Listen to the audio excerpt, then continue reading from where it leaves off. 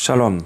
Alors on va commencer par la pseudo-prophétie la plus mise en avant durant les débats, les discussions, les évangélisations, etc. C'est-à-dire Ésaïe 7,14. Le verset est un des plus mis en avant par les missionnaires. On nous montre Ésaïe 7,14 et Ésaïe 53. C'est les deux endroits les plus utilisés. Donc dans Ésaïe 7,14, on veut nous prouver que Jésus est le Mashiach annoncé par la naissance virginale. Pour résumer, et après on va voir ça en détail, les apôtres, puisque ça vient des évangiles, comme la majorité des pseudo-preuves, nous expliquent que Jésus serait né d'une vierge. Et comme dit donc Matthieu dans son évangile, c'est arrivé pour que la prophétie annoncée par le prophète soit accomplie. Alors on va lire ce passage et on va voir quelle est cette prophétie ensemble. Et on va donc réfuter cette prétention et ce passage annoncé comme preuve, alors que ça n'est pas une. On va commencer par prendre le passage de Matthieu. Donc cette histoire commence au chapitre 1, à partir du verset 18. Là, il nous explique la conception virginale de Jésus. Et au verset 22 et au verset 23, il nous parle de cette fameuse prophétie. Donc Matthieu 1, 22. « Tout cela arriva afin que s'accomplisse ce que le Seigneur avait annoncé par le prophète. » Verset 23. « Voici, la Vierge sera enceinte et elle enfantera un fils et on lui donnera le nom d'Emmanuel, ce qui signifie Dieu avec nous. » Matthieu nous rapporte un passage du livre d'Ésaïe, qui est Ésaïe 7,14, mais avec quelques petites erreurs, en réalité avec des modifications. On va voir ça de suite. Ésaïe 7,14, « C'est pourquoi le Seigneur lui-même vous donnera un signe. Voici, la jeune fille est enceinte, elle enfantera un fils et elle lui donnera le nom d'Immanuel. » Matthieu dit « La Vierge sera enceinte », alors que le verset dit en réalité au présent que la jeune femme est enceinte. C'est important. Il ne s'agit pas d'un événement futur et c'est une jeune femme, non une vierge qui est enceinte au moment où Ésaïe parle. Il y a un temps à cette annonce, le moment où Ésaïe parle. Et on le voit aussi dans le premier verset du chapitre d'ailleurs. Ésaïe 7.1, il est dit au temps d'Achaz. Donc tout se passe au temps d'Achaz. Déjà on peut constater que Matthieu il utilise donc le futur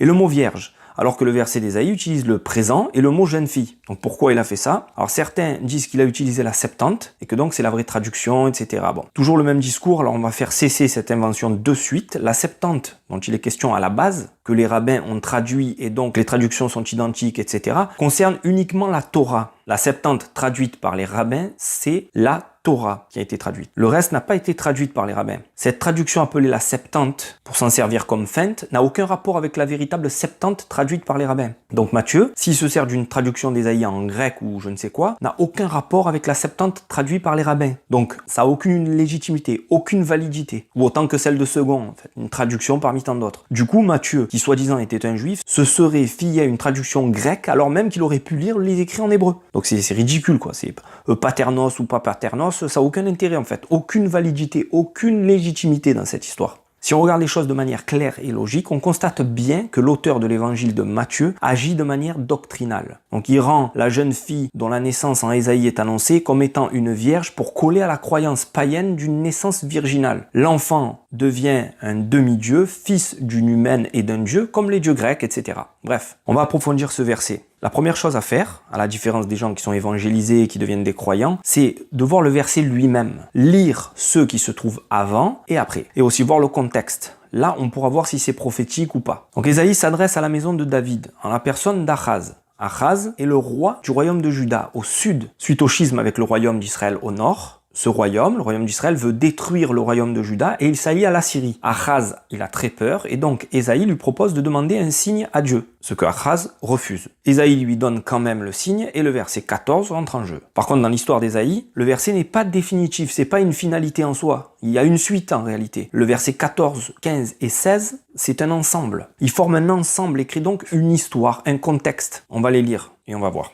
Ésaïe 7,14. « C'est pourquoi le Seigneur lui-même vous donnera un signe. Voici, la jeune fille est enceinte. Elle enfantera un fils et elle lui donnera le nom d'Immanuel. » Verset 15. « Il se nourrira de crème et de miel jusqu'à ce qu'il ait du discernement pour repousser le mal et choisir le bien. » Verset 16. « Avant même que l'enfant sache repousser le mal et choisir le bien, la région dont les deux rois te causent des angoisses sera devenue une solitude. » Donc en lisant bien cet ensemble de versets qui forment un tout, on constate que la prophétie qu'Ésaïe donne n'est pas une naissance virginale. C'est même pas une naissance tout court en fait. Ésaïe donne un signe à Achaz. Ce signe n'est ni la femme, ni la naissance, ni l'enfant. Ce signe, c'est le moment précis qui précédera la connaissance du bien et du mal par l'enfant qui doit naître de la jeune femme, qui existe et qui est enceinte au moment où Ésaïe parle. Avant même que l'enfant sache repousser le mal et choisir le bien, la prophétie se réalisera. Laquelle, la région dont les deux rois te causent des angoisses sera devenue une solitude. Cette phrase est une prophétie. Cette phrase est la prophétie. La femme, l'enfant, etc. ne sont que des marqueurs de temps, en réalité. Ces personnages, ils ont aucun intérêt,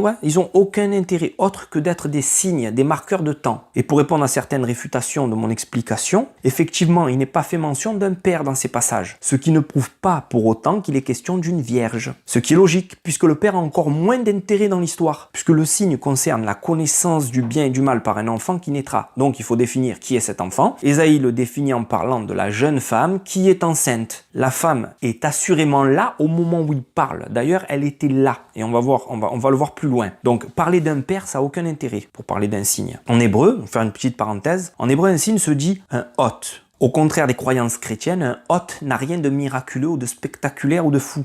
Un hôte, justement comme son nom l'indique, doit être reconnaissable. C'est le cas dans tous les signes donnés dans le Tanakh. Le seul endroit où les signes étaient miraculeux, irrationnels, etc., c'était à la sortie d'Égypte. Sinon, tous les signes sont reconnaissables, puisque c'est justement leur rôle. Avoir un marqueur pour savoir quand une prophétie va s'accomplir. Ce signe définira que la prophétie est là. Maintenant, on va se pencher juste sur le mot vierge ou jeune fille. C'est un gros débat au niveau des traductions. Alors, il est évident que les traductions françaises, chrétiennes, n'ont aucune légitimité, aucune validité, c'est clair et net. C'est même pas la peine d'en parler 100 ans. La meilleure traduction de Bible, c'est l'hébreu. Concernant le verset 14, le Tanakh, donc ce qui est appelé vulgairement l'Ancien Testament, donne le mot Alma en hébreu. Et ce mot se traduit en réalité par jeune fille. Alors, c'est énorme parce que dans toutes les traductions bibliques, les traductions donc chrétiennes, à chaque occurrence du mot Alma, les traducteurs écrivent jeune fille, sauf dans Ésaïe 7,14. Alors il y a plusieurs exemples, je reviendrai après sur ça. On va se concentrer sur le terme Alma. Ceux qui n'acceptent pas que ce mot veut dire en fait jeune fille ont alors un problème au niveau des traductions dans les autres occurrences. Comment tous les mots Alma sont traduits par jeune femme ou jeune fille, sauf Ésaïe 7,14. Rien que ça devrait leur mettre le doute, mais bon, on ne peut pas expliquer quelque chose de logique à quelqu'un qui a juste la foi. Mais ces derniers temps, les traductions ont rectifié le tir. Alors, on peut voir de plus en plus de Bibles avec écrit jeune femme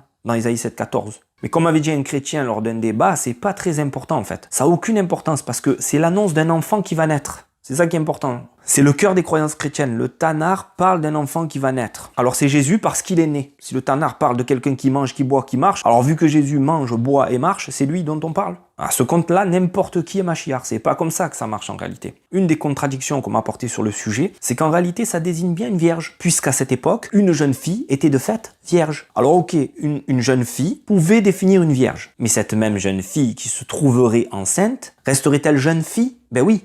Mais est-ce qu'elle serait toujours vierge? Ben non. D'où le fait que le verset utilise précisément le mot Alma et pas le mot Betula qui lui veut dire vierge. On va s'en référer à d'autres endroits pour expliquer en quoi une jeune fille n'est pas une vierge. Et si elle l'est, alors c'est clairement indiqué en utilisant le mot Betula. Je vais utiliser 2 versets pour expliquer ça, qui d'ailleurs sont traduits au top par les Bibles chrétiennes pour le coup. Genèse 24, 43. Voici, je me tiens près de la source d'eau, et que la jeune fille, Alma, qui sortira pour puiser, à qui je dirai, laisse-moi boire, je te prie un peu d'eau de ta cruche. Alors, le mot Alma est bien traduit par jeune fille dans les Bibles chrétiennes, comme dans Exode 2.8 par exemple. Les missionnaires utilisent justement Genèse 24, 43 pour dire que Rebecca, donc la jeune fille du verset, était vierge et que le mot Alma définit cet état. Ce qui est faux, car justement, là c'est Eliezer qui parle, serviteur d'Abraham. Il peut pas savoir qu'elle est vierge. Par contre, quelques versets plus haut, nous avons bien l'affirmation de sa virginité. Genèse 24, 16, elle était vierge, Betula, et aucun homme ne l'avait connue. Commentaire de Rachi, vierge à l'endroit de l'hymen. Donc là, on a le mot Alma utilisé par Eliezer pour définir Rebecca, mais la Torah nous apporte l'affirmation de sa virginité par le mot Betula. Pourquoi avoir utilisé donc 2 mots différents pour dire la même chose? Parce que c'est pas la même chose. La Torah vient renseigner quelque chose dont Eliezer ne pouvait pas être au courant. Pour conclure sur la problématique du mot Alma, jeune fille ou vierge, je vais vous lire un verset dans Proverbe qui va confirmer tout ce que je viens de dire. Proverbe 30, 19. La voix de l'aigle dans les cieux, la voix du serpent sur le rocher, la voix du navire au milieu de la mer, et la voix de l'homme chez la jeune femme. La voix dont il est question ici traduit le mot hébreu derer,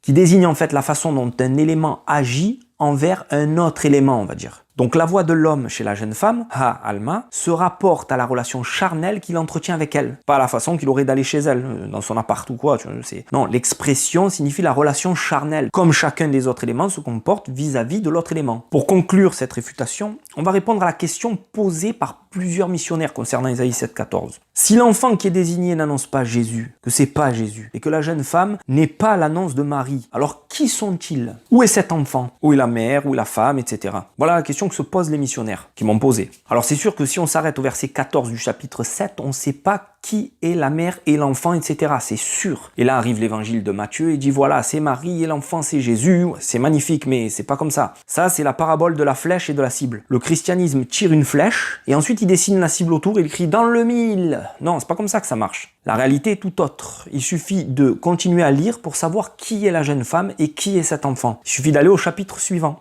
Ésaïe 8, 3 et 4. Donc Ésaïe 8, verset 3. « Et je m'approchai de la prophétesse qui conçut et enfanta un fils. L'Éternel me dit, appelle-le du nom de Maher, Shalal, Char, Baz. Car l'enfant ne saura pas encore dire mon père, ma mère, que déjà on emportera devant le roi d'Assyrie les richesses de Damas et les dépouilles de Samarie. » On a ici la même structure qu'en Ésaïe 7, 14. Une jeune femme, la prophétesse, enceinte, qui enfanta un fils, ainsi que le signe qui continue, avant que l'enfant ne sache dire mon père, ma mère, et la prophétie qui est la défaite des deux rois. Cette prophétie s'accomplit dans le livre 2 Rois au chapitre 16, au verset 9, et au chapitre 17, verset 3 du même livre. L'auteur de Matthieu a carrément étouffé la véritable prophétie. Il a mis la lumière sur le verset 14 en occultant les deux autres versets. Et personne ne s'en est préoccupé en fait. Du coup, la prophétie a complètement disparu dans les prétentions chrétiennes. Personne n'en parle. Personne s'en préoccupe. D'ailleurs, aucun missionnaire ne vous en parlera jamais. On constate aussi que le Mashiach n'apparaît nulle part dans cette annonce ou cette prophétie des deux rois. Il n'y a strictement aucun rapport. Conclusion, si l'on en croit le christianisme, le Mashiach doit naître d'une vierge. Mais ça contredit le véritable critère messianique concernant l'appartenance du Mashiach à la tribu de Juda. C'est un sujet que j'aborde dans une autre vidéo. Cette réfutation s'arrête ici, merci de l'avoir suivi jusqu'au bout. Vous pouvez retrouver toutes ces explications et bien d'autres dans mon livre « Est-il le Messie ?», qui est disponible sur Amazon au format broché, au format Kindle. Merci de partager cette vidéo et n'oubliez pas de vous abonner à la chaîne. Kol Tuv.